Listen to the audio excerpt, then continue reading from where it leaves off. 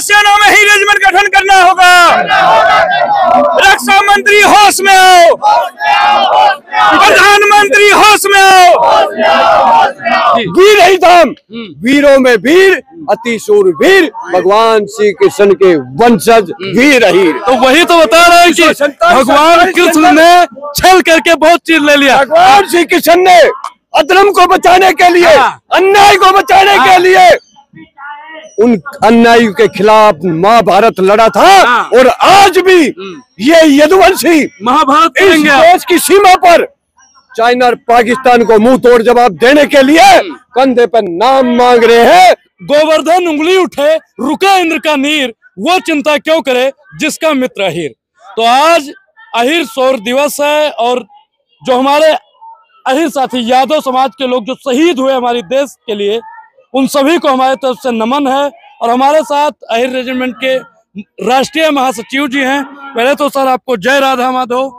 जय श्री कृष्ण, जय यादव, जय माधव, बोलिए द्वारिकाधीश से की जय। ये अहिर रेजिमेंट हमारा हक और अधिकार है। सरकार खामोश बैठी है, आप लोग जंतर मंतर पर लगातार धरना कर रहे हैं। धरना से कुछ नहीं होगा। अगर सरकार सुनती नहीं तो अगला कदम क्या होगा आपका? बहुत अच्छा है, आज आप लोगों को, मीडिया वालों को दिल की गहराई से धन्यवाद है। अभी मैं वीर अहिर धाम से अखिल भारतीय यदुवंशी महासभा का राष्ट्रीय महासचिव हूँ। राष्ट्रीय अध्यक्ष विजेंद्र यादव जी हैं। हमारी क्रांतिकारी टीम रथ यात्रा के माध्यम से द्वारिकाधीश से रथ चली हुई है, जो 24,000 किलोमीटर चल चुकी है। हरीश अहिर, उत्तम अहिर गुजरात से हैं। मैं इनके साथ रिजंगला वीर अहिर धाम से गया था, वहां देख के आया। वहां आंखों से खून निकल आया कि हमारे वो महापुरुष किस तरह उस लड़ाई को लड़े होंगे जहां ऑक्सीजन नहीं है, जहां -डिग्री में टेम्परेचर है। तो हमारे वीरों का इतिहास ऐसे नहीं मिटने दिया जाएगा। राष्ट्र सेवा तो यदुवंशियों का जन्म सिद्ध धर्म है। अहिर रेजिमेंट राष्ट्र रक्षा हेतु राष्ट्र के लिए केवल सम्मान, शहादत का सम्मान मांगा जा रहा है। आज भी अगर ये सरकार हमें सम्मान नहीं देती तो आज हम आजाद भारत में जी रहे हैं, न कि गुलामी की तरफ। इसलिए परम आदरणीय नरेंद्र मोदी जी से अनुरोध है। अभी मैं वहां देख के आया हूं अहिर धाम में, जहां 114 वीरों की शहादत का लिखा हुआ है, उनके मूर्तियां लगी हैं। और 4 धाम ओझा जी, आप लोग मीडिया वाले सुन लो, 4 धाम तो सुने होंगे, 5वां धाम वीर अहिर धाम। किसी के नाम से कोई धाम नहीं है। ये ऐसी कौम, ऐसी मार्शल कौम का इतिहास ऐसे नहीं मिटने दिया जाएगा। गिरा जहां पर लहू यदुवंश वीरों का, वहां का पत्थर पत्थर जिंदा है, जिस्म नहीं पर नाम का अक्षर अक्षर जिंदा है। अक्षर अक्षर गढ़ लेना और शौर्य कभी जब सो जाए तो यादव महापुरुषों का इतिहास पढ़ लेना। ऐसा मेरा इतिहास है। तो एक यादव ने उंगली से गोवर्धन रोका था, तो आप लोग सरकार को रोक देंगे अगर नहीं मानी तो? ऐसा है, अभी तो हम लोग हाथ जोड़ते जोड़ते अभी तक आए हैं। इसलिए अगर सरकार, क्योंकि हम राष्ट्रभक्त मार्शल कौम है, राष्ट्रभक्त हैं, बिना कोई नुकसान किए जल्द ही हम 2-3 महीने के अंदर में अध्यक्ष जी मार्च में इसको रामलीला मैदान को आह्वान करेंगे। हाथ जोड़ने से मैं अब सभी 30 करोड़ यादवों को आह्वान करूंगा। हाथ जोड़ने से मिलता ना अधिकार कभी, उठो संगठित हो यदुवंशियों, सपना हो जाएगा साकार अभी। नहीं जानते क्या तुम यदुवंशियों, जैसे है सरकार अभी, झूठी देती आश्वासन और करती अत्याचार सभी। अरे देश प्रेम और बल पौरुषी, यही यदुवंश वीरों की निशानी है। और रेजिमेंट बना लो हे भैया, जिंदगानी जानी है। तो आप लेकर ही मानेंगे, क्योंकि जिस प्रकार से ललकार भर रहे हैं, रामचरितमानस में स्पष्ट लिखा हुआ है, पीछे होइए भैया, स्पष्ट लिखा हुआ है कि बिना न मानो तो जलस जड़ गए 3 दिन बीत, बोले राम सको तब भय बिन होए न प्रीत। तो भय दिखाना जरूरी होगा। ऐसा है, मैं आपको बताना चाहता हूँ, यादवों को बहकाया जा सकता है, अगर ये बिगड़ गए ना तो समझाया नहीं जा सकता। आदरणीय मोदी जी, नहीं, आप लोग तो भगवान कृष्ण के वंशज है, छल करके ले लेंगे। छल करके नहीं लेंगे जी, ताकत से लेंगे। अक्षय लेंगे।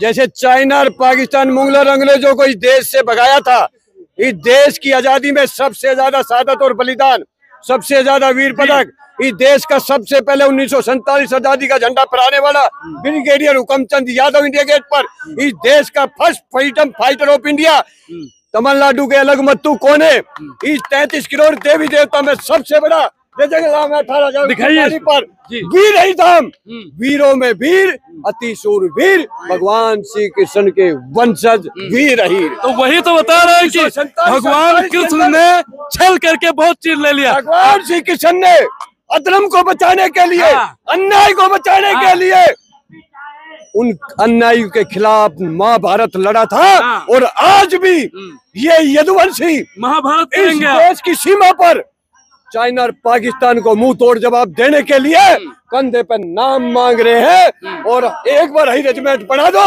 चाइनीज को चीनी चाय में मिला के उसको घोल के पी जाएंगे हम। लेकिन वीर ही हम। दिनेश लाल यादव जो बीजेपी से सांसद थे, उन्होंने तो हाई रेजिमेंट की मांग की थी। उन्होंने भी की थी, 25 सांसद उठा चुके हैं, 200 विधायक उठा चुके हैं, बिहार, उत्तर प्रदेश, हरियाणा, मध्य प्रदेश विधानसभा में उठ चुका है, और कहीं ना कहीं जो लोकसभा राज्यसभा में उठ रहा है वो देश की सभी संगठनों पे उठ रहा है। वो जल्द से जल्द हाई रेजिमेंट का गठन।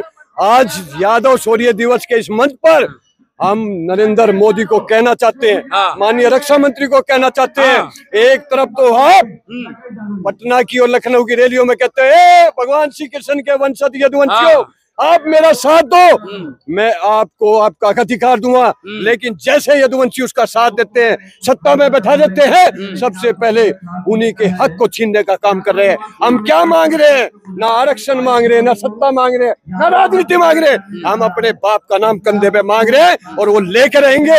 और हाई रेजिमेंट हक हमारा है।